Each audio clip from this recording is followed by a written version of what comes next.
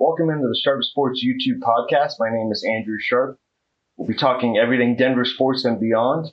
Please like and subscribe if you are a sports fan like me. Let's do this.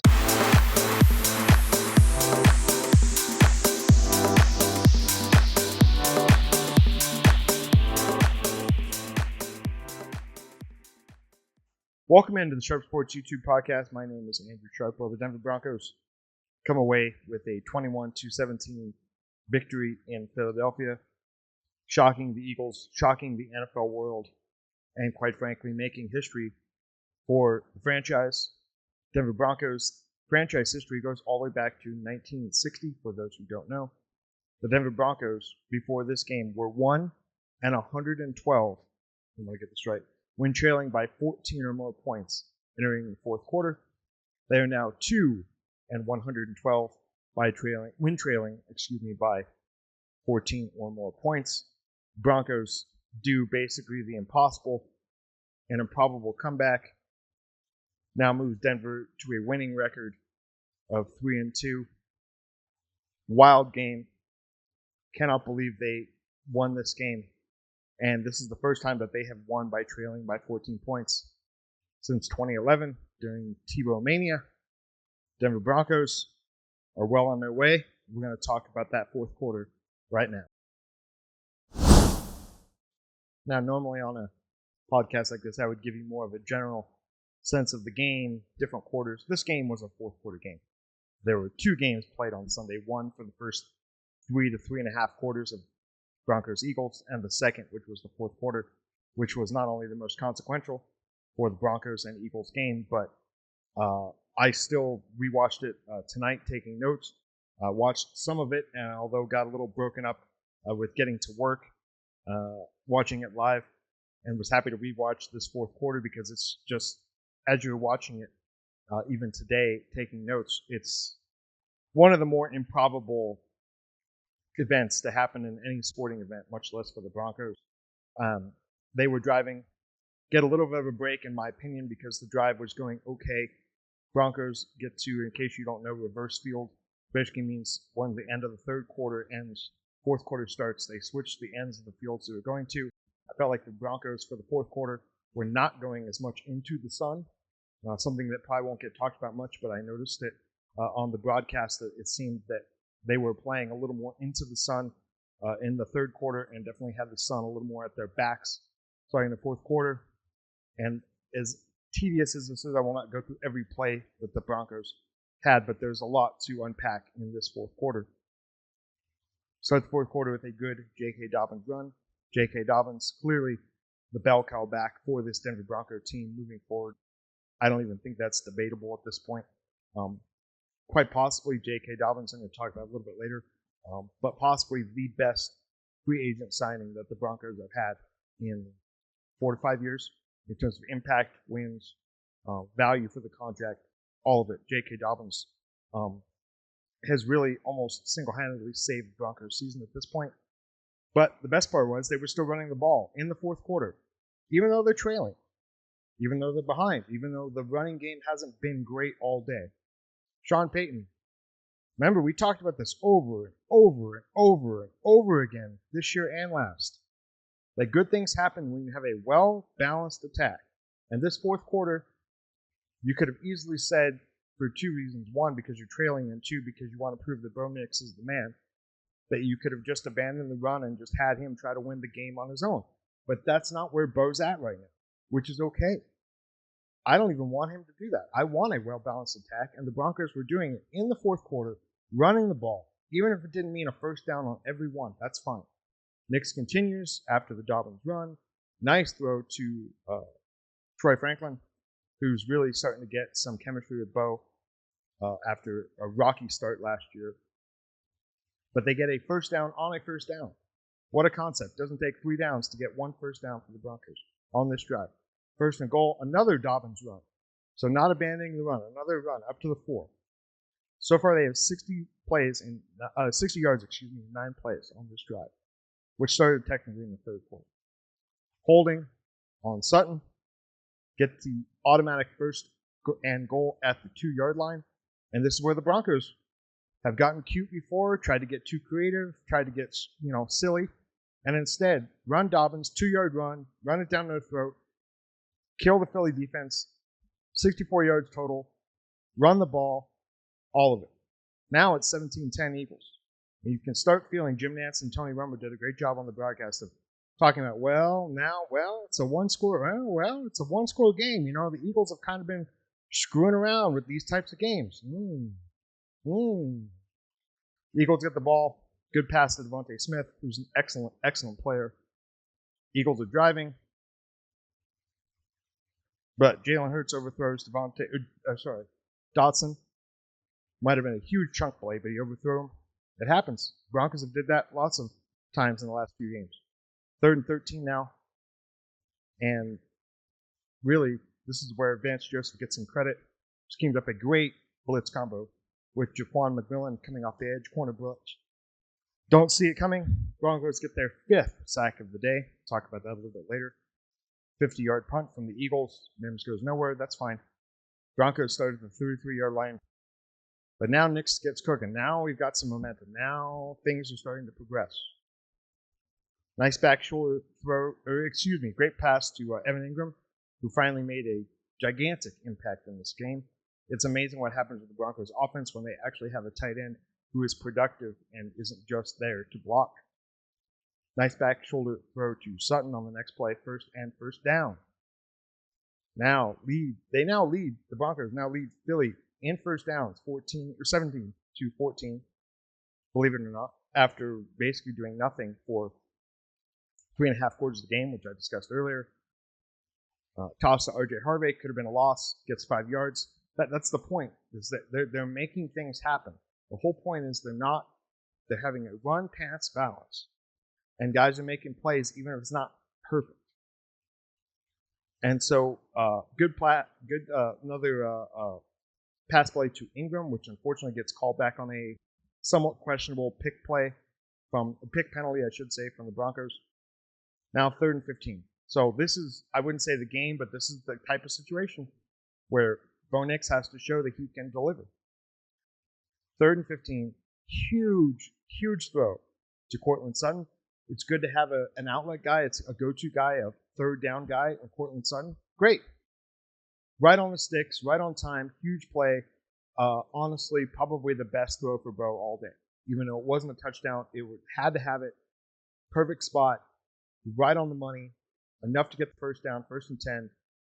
And then all of a sudden, go right down, and first down, next to Ingram, another first down score, and this is where it gets crazy. So I really thought that they would kick it and play defense and see if they get the ball back, et cetera, et cetera. But Sean Payton realizes that a couple things. One is the Broncos were not supposed to win this game. And quite honestly, if the Broncos had lost this game, as most people had predicted, it's an out-of-conference loss. You put up a good fight. You're playing the defending Super Bowl champs. Broncos honestly have nothing to lose. They really don't. They don't have anything to lose at this point. And the Broncos go for 2 on a kind of a crazy rollout in the flat play from Bo Nix. Bo Nix delivers a perfect ball to Troy Franklin. Obviously, they clearly worked on this play throughout the week. Like, this was probably in their back pocket. If we need to go for 2, this is what they're doing. Because what I like about it, too, is that it seemed as if the Broncos knew there was more decisiveness. If we have to go for 2, we're running this play. If we need a big third down, we're going to Sutton on this play. If we need a big run, we're going to try this run with R.J. Harvey or J.K. Dobbins. Much more decisive on that. Now, all of a sudden, the Broncos are up 17-16. The Broncos have now scored 15 points, obviously including the 2-point conversion, in 5.5 minutes. They basically scored more points in 5 minutes of game time than they did for the previous, would have been 40 minutes? Almost 50? But Eagles are not done. Eagles come down, Devontae Smith, another 9-yard catch. Devontae Smith just killed the Broncos all game. The Eagles were trying to get A.J. Brown involved, but Pat Surtain did a great job of containing him. So Devontae, it was definitely a bit of as much as I am a fan of Riley Moss and believe in him, he had a rough cover with Devontae Smith. And quite frankly, Riley Moss is going to have a rough cover all season. He's going to get the best number 2 and they're going to pick on him. Every team is going to pick on him until he can prove that he can cover. And this game, unfortunately, Devontae Smith got the best of him. Devontae Smith is basically not only a Super Bowl champion, but a college national champion at Alabama. Excellent player. And all of a sudden, the Eagles start to do all sorts of things, and manage to get Broncos do get some pressure from Brandon Jones, and tackle by Nick Menino. 4th and 4. Another Devontae Smith catch. But there's another Eagles penalty, illegal shift.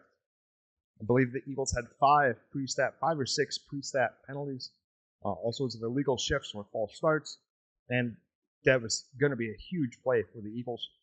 Instead, they go back to 4th and 9. They are forced to punt the ball. Bad punt, bad special teams. Punt only goes 25 yards. Again, I don't want to go through all this, but there's so much all of these little things just stack up. And this is what you have to do to beat.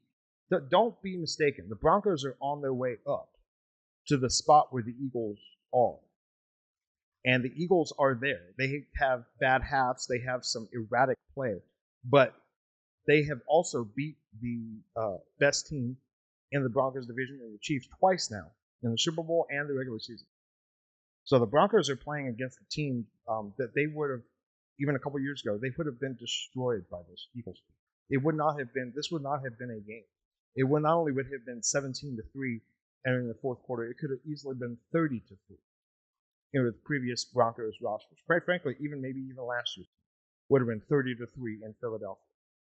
As I continue, Broncos are doing okay, get the stop, and now this is where I really commend Sean Payton and the Broncos. Broncos stood on the Bronco 32-yard line after the punt. First down pass to Adam Trautman. So all of a sudden, instead of the Broncos taking 3 downs to get 1 first down, we're getting first downs on first downs. First downs on first downs.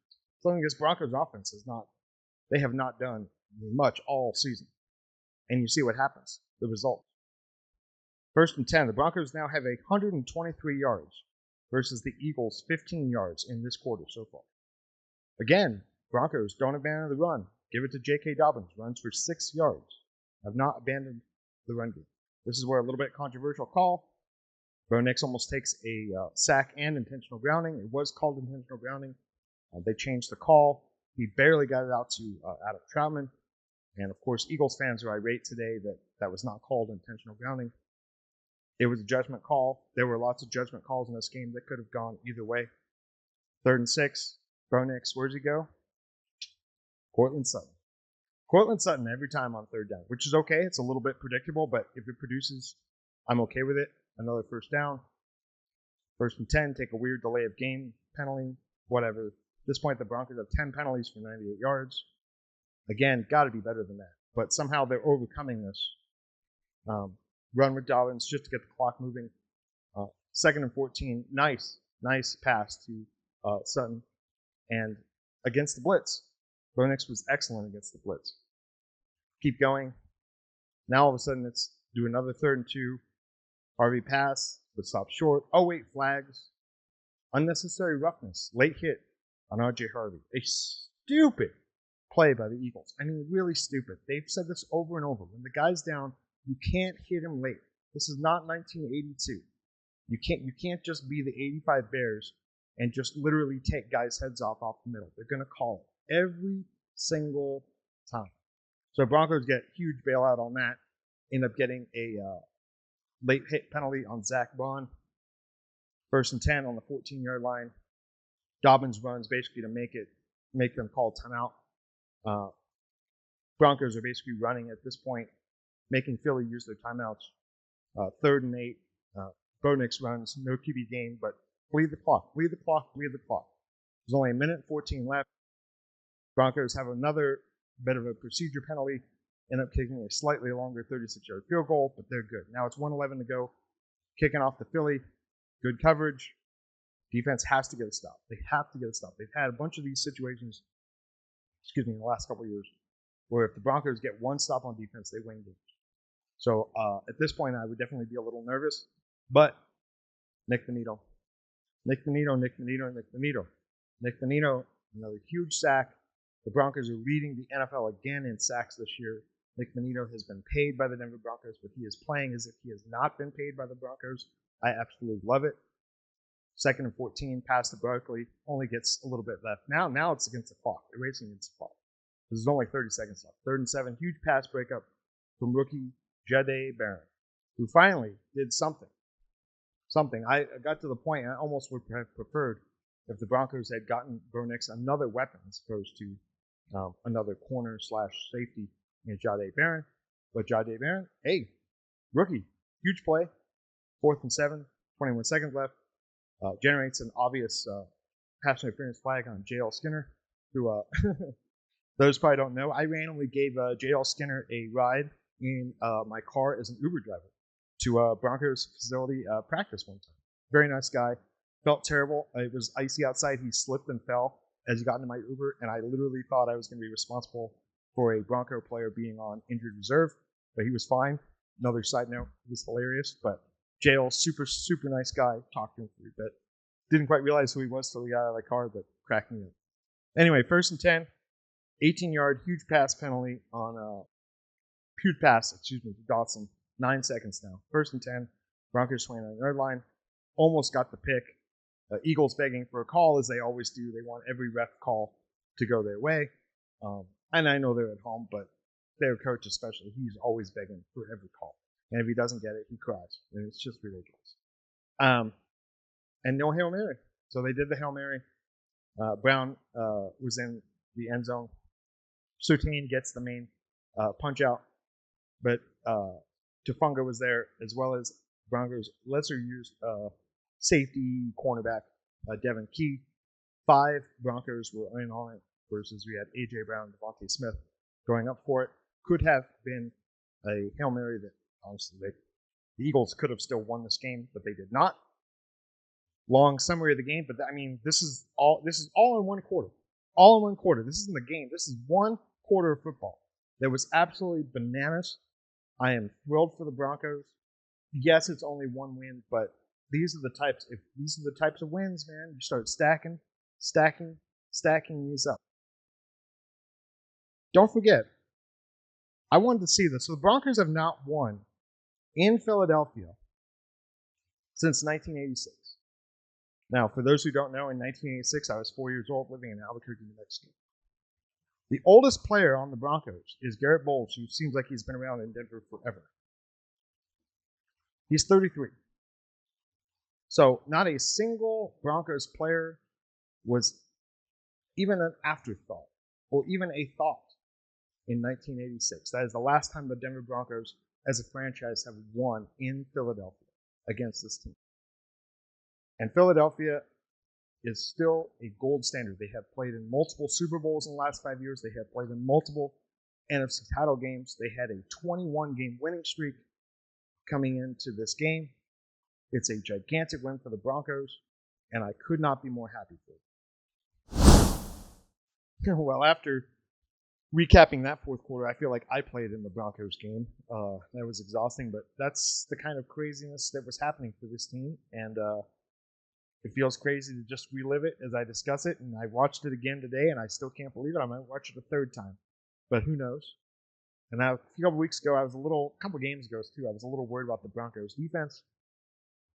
Turns out that was a bit of an extension of the preseason, some matchup issues. They were a bad game against the Colts. Turned out the Colts are excellent. The Colts blew the absolute doors off the Raiders yesterday, and probably the most lopsided game of the entire NFL slate, 40-6. Colts are a bona fide good team. So the Broncos' loss to the Colts is looking much, much better as the NFL season progresses. Denver Broncos had a ton of sacks on Jalen Hurts yesterday. Denver Broncos now lead the entire league in sacks with 21. Next best team is the Lions with 16. So they're a good full 5 sacks above every other team. Nick Bonito, I believe, for the season is leading all players in sacks, which is incredible. I believe he has 7 sacks for the season here. I'm going to take a look here. Yes, 7 sacks for Nick Bonito. And honestly, he could probably have 9 or 10 because there's a couple times where he's come real close to getting sacks and hasn't quite gotten there. So Broncos have the number 1 sack leader. Statistically, there's going to be some probably advanced analytics that probably put the Broncos anywhere from the best defense to 5th or 6th, partially because they've had some games that were not quite as good at the beginning of the season, but they're rounding in the form. And speaking of rounding in the form, the Broncos, I think, did a smart thing in that they really focused on this game this week as they traveled to London for their next game against the New York Jets. And heard this little nugget yesterday, and it bears repeating, that NFL teams that were on the road and then headed to an overseas, i.e. London or Germany game, were 2-14 in games before the London games, basically a look-ahead game where they're looking ahead to London, not concentrating on what's ahead of them. And certainly Sean Payton knew that this team was going to take a full effort to beat the Eagles at home. So now teams are now 3-14 heading into the London game. London game for the Broncos, they are playing the hapless New York Jets, who had an absolutely miserable performance yesterday in the loss again for the Jets. The Jets are the only winless team in the league. 37-22 was their loss against the Dallas Cowboys. It was not even that close. I did watch a little bit of this game as we had some at the hub in my job. Jets are awful. So I thoroughly am looking forward to the Broncos playing an overseas game, showcasing themselves for the foreigners, enjoying this win tonight, but getting back to business all week in London. It's a business trip for the Broncos, and quite frankly, if they even play average football, they should easily take care of the New York Jets. But again, this league is crazy. Crazy things happen in this league all the time, every week, including the Broncos headlining win over the Philadelphia Eagles. So Broncos, keep your head down. Don't look ahead. It's cliche, but it's a week-to-week league. You're favored against the Jets, but it's a weird. These London games are weird. Weird stuff happens. So just keep your head down. Have a good week of practice. Treat it a business trip, and then get to come home and host the New York Giants in a home game that you haven't had in a little while. Thanks for tuning in. Again, my name is Andrew Sharp, Coach Sports YouTube podcast. Please like and subscribe. I appreciate all the support, especially from my family and friends who've been tuning into my football rants and say that they enjoy them immensely. I'm eternally grateful, and I'll be back doing a little preview of Jets and Broncos on Friday. Thanks again for tuning in. Please like and subscribe. Thanks a lot.